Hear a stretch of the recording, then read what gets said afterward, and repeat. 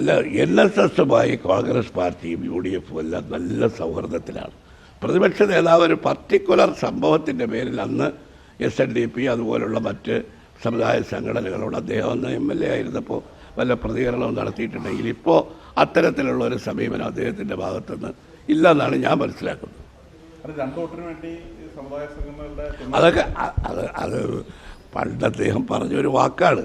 അന്ന് അദ്ദേഹം പ്രതിപക്ഷ നേതാവായിരുന്നില്ല. ആ അദ്ദേഹം പറഞ്ഞ ഒരു ബൈറ്റ് അത് നിങ്ങൾ ആവർത്തിച്ച് കൊടുത്തു. അദ്ദേഹം പ്രതിപക്ഷ നേതാവായപ്പോഴും കൊടുത്തു.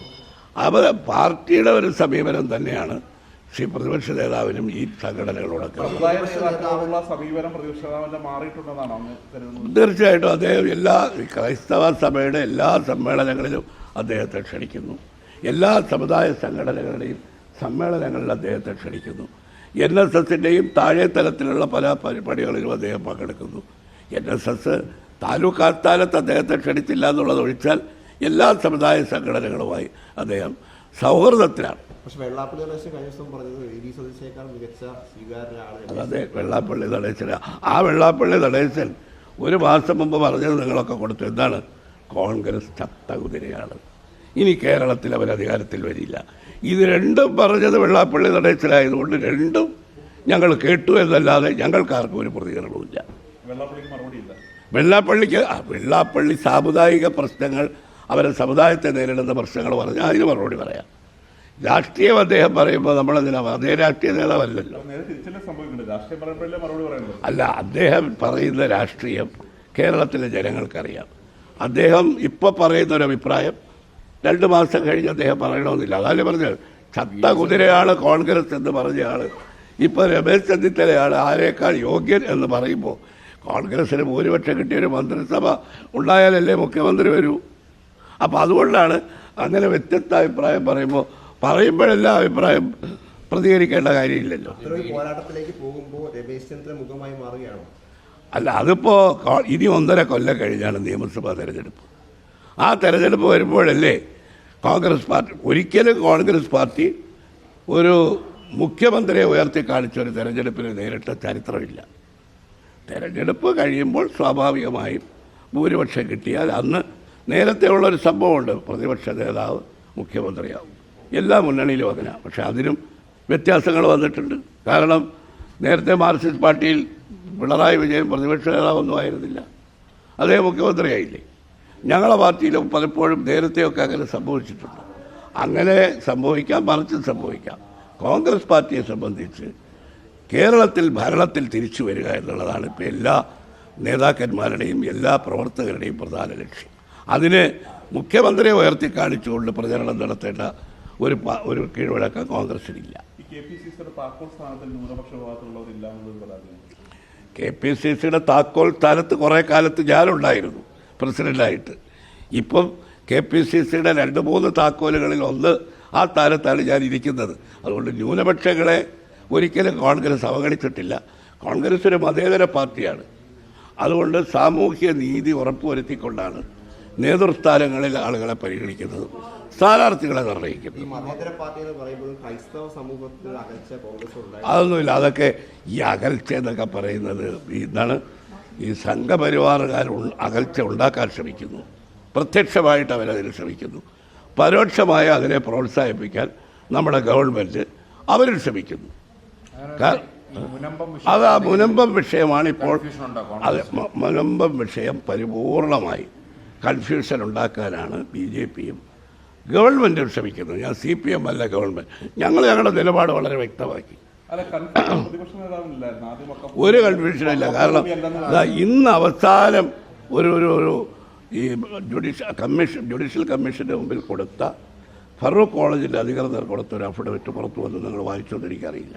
അവർ പറഞ്ഞിരിക്കുന്നത് ഞങ്ങളുടെ ഭൂമി വഖഫ് ഭൂമിയല്ല, ഞങ്ങൾക്ക് കൈമാറ്റം ചെയ്യാൻ അധികാരമുണ്ട്, ഞങ്ങൾ ധനാധാരം വെച്ച് കൈമാറി, അത് വഖഫ് ഭൂമിയാണെന്ന് അത് ഏറ്റെടുത്തത് വഖഫ് ബോർഡാണ്, അതിന് ഞങ്ങൾ ഉത്തരവാദികളല്ല. പ്രതിപക്ഷ നേതാവ് ഒന്നേ പറഞ്ഞുള്ളൂ, ഇപ്പോൾ കോടതിയിൽ കേസ് കിടക്കുകയാണ് മുനമ്പം പ്രശ്നം, വഖഫ് ഭൂമിയാണോ ഇല്ലയോ. ഹൈക്കോടതിയിൽ ഇപ്പോൾ കേസ് പെൻഡിംഗ് ആണ്. ആ കേസിൻ്റെ മുമ്പിൽ വന്നിട്ടുള്ള രേഖകളും അതിൻ്റെ തെളിവുകളുടെ അടിസ്ഥാനത്തിൽ ഇത് അതിൽ പ്രധാനമായി ഉന്നയിച്ചിട്ടുള്ളത് അച്യുതാനന്ദൻ മുഖ്യമന്ത്രിയായിരുന്നപ്പോൾ ഒരു നിസാർ കമ്മീഷനെ വെച്ചിരുന്നു. ആ നിസാർ കമ്മീഷൻ പറഞ്ഞു ഇത് വഖഫ് ഭൂമിയല്ല, പക്ഷേ ഞങ്ങൾ ഉപരിപ്ലവമായിട്ട് മാത്രമേ പഠിച്ചിട്ടുള്ളൂ, ഡീപ്പായിട്ട് പഠിച്ചിട്ട് ഞങ്ങൾ അതിനെക്കുറിച്ച് പറയാം. ഇത് വഖഫ് ഭൂമിയല്ല എന്ന് പ്രതിപക്ഷ നേതാവ് പറഞ്ഞു. വഖഫ് ഭൂമിയാണെന്ന് വഖഫ് ബോർഡ് അധികം അവകാശപ്പെട്ട സാഹചര്യത്തിലാണ് ഇപ്പോൾ എല്ലാം. ഞാൻ ചോദിക്കട്ടെ, വഖഫ് അല്ലല്ല, അവരെല്ലാം അവകാശവാദം അതായിരുന്നു ഇത് വഖഫ് ഭൂമിയാണെന്നുള്ളത്.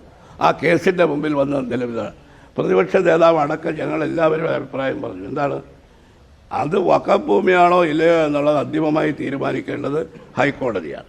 ഇപ്പോഴവിടെയുള്ള പ്രശ്നം തലമുറകളായി അവിടെ കുടികിടക്കുന്ന ആളുകൾ. ഇപ്പോൾ പ്രശ്നം വരാൻ കാര്യം എന്താ, അവരോട് കുടിയൊഴിയാൻ വേണ്ടി അവിടെ നിന്ന് താമസം മാറാൻ വേണ്ടി വഖഫ് ബോർഡ് അവരുടെ നിയമ നടപടിയുടെ ഭാഗമായി നോട്ടീസ് അയച്ചു. ഇല്ലെങ്കിൽ ഞങ്ങൾ ജപ്തി ചെയ്യും. അതാണ് പ്രശ്നം വരാൻ കാരണം. അപ്പോഴാണ് അവർ സമരം ആരംഭിച്ചത്. ആ സമരത്തോട് ആദ്യം മുതൽ ഇതുവരെ പൂർണ്ണ പിന്തുണയാണ് കോൺഗ്രസും UDF നൽകിക്കൊണ്ടിരിക്കുന്നത്. കേരളത്തിലെ എല്ലാ മുസ്ലിം സംഘടനകളും ഈ വഖഫ് ഭൂമി ഇത് വഖഫ് ഭൂമിയാണോ ഇല്ലയോ എന്ന് നോക്കാതെ അവിടെ കുടികിടക്കുന്നവർക്ക് കുടികിടപ്പവകാശം അല്ലെങ്കിൽ അവർക്ക് റവന്യൂ അവകാശം കൊടുക്കണമെന്ന് പറഞ്ഞു. BJP പറഞ്ഞു. പിന്നെ ഇനി ആരാ കൂടുതൽ പറയേണ്ടത്? ഞാൻ 24 മണിക്കൂർ ലീഗ് പറഞ്ഞല്ലോ, ലീഗ് പറഞ്ഞു. ഇല്ലല്ല, അതെ, അതെല്ലാം അവർ തന്നെ ക്ലിയർ ചെയ്തു. ഇപ്പോൾ അതൊന്നും അല്ല വിഷയം. ഇപ്പോൾ ഗവൺമെൻറ് എന്തുകൊണ്ട നീട്ടിക്കൊണ്ട് പോകാനല്ലേ ആദ്യം ഞങ്ങൾ ആവശ്യപ്പെട്ടു. പ്രതിപക്ഷ നേതാവ് പറഞ്ഞു പിന്നെ സർവകക്ഷി യോഗം കൂടി തീരുമാനിക്കണം. അന്ന് മുഖ്യമന്ത്രി പറഞ്ഞെന്താ, ഉപതെരഞ്ഞെടുപ്പുകൾ കഴിയട്ടെ അല്ലേ. ഉപതെരഞ്ഞെടുപ്പ് കഴിഞ്ഞപ്പോൾ സർവകക്ഷി യോഗം കൂടി ഒരു തീരുമാനമെടുത്ത് അനന്തര നടപടികളിലേക്ക് പോകാമായിരുന്നു. നേരെ ജുഡീഷ്യൽ കമ്മീഷൻ. എന്തിനാണ് ജുഡീഷ്യൽ കമ്മീഷൻ അയച്ചത്? ഈ ജുഡീഷ്യൽ കമ്മീഷൻ ഇനി റിപ്പോർട്ട് വന്നതിന് ശേഷമാണ് ഞങ്ങൾ തീരുമാനമെടുത്തത്.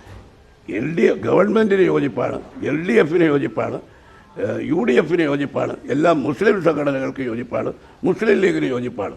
അതാണ് നടപടി സ്വീകരിക്കാൻ ഇതിൽ കൂടുതൽ എന്ത് വേണം സംസ്ഥാന ഗവൺമെൻറ്റിന്? ഇത് കേന്ദ്രത്തിൽ ഇവിടെ അവതരിപ്പിച്ച ബില്ലുമായിട്ട് ഇനി യാതൊരു ബന്ധവുമില്ല.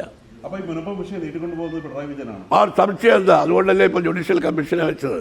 അതിലൂടെ അതാ നിങ്ങൾ നേരത്തെ ചോദിച്ചല്ലേ, രണ്ട് സമുദായങ്ങളെ തമ്മിൽ അടുപ്പിക്കാൻ ഈ വിഷയം പ്രചരണത്തിന് ഉപയോഗിക്കുകയാണ് LDF, CPM-ഉം സംഘപരിവാറും. ഒരു ക്ലാരിഫിക്കേഷൻ ഒന്നുകൂടെ ചോദിച്ചോട്ടെ. ലീഗ് നേതാക്കന്മാർ വാർത്താ സമ്മേളനം നടത്തി വ്യക്തമാക്കിയത് ലീഗിനകത്ത് ഒരു മിനിറ്റ്, മുൻപത്തെ ഭൂമി അത് വഖഫ് ഭൂമിയാണെന്നുള്ളതാണ്. കോൺഗ്രസിന് ആ നിലപാടിനോട് യോജിക്കുന്നുണ്ടോ? ഇല്ല, ഞങ്ങൾ അതിനോട് ഞങ്ങൾ യോജിക്കുന്നില്ല എന്നല്ല. പാണക്കാട് തങ്ങളും കുഞ്ഞാലിക്കുട്ടിയും നടത്തിയ സംയുക്ത പത്രസമ്മേളനത്തിൽ അവർ പറഞ്ഞു, ലീഗിൻ്റെ ഒറ്റപ്പെട്ട നേതാക്കൾ പറയുന്നതല്ല ലീഗിൻ്റെ അഭിപ്രായം. ലീഗിൽ അന്തിമ അഭിപ്രായം പറയുന്നത് പാണക്കാട് സാദിഖ് അലി തങ്ങളാണ്. അദ്ദേഹം ഒരു അഭിപ്രായം പറഞ്ഞു കഴിഞ്ഞാൽ മറ്റഭിപ്രായങ്ങളെല്ലാം നിഷ്പ്രഭമായി പോകും. അതുതന്നെയാണ് ഞങ്ങളുടെ ഈ നിലപാട്.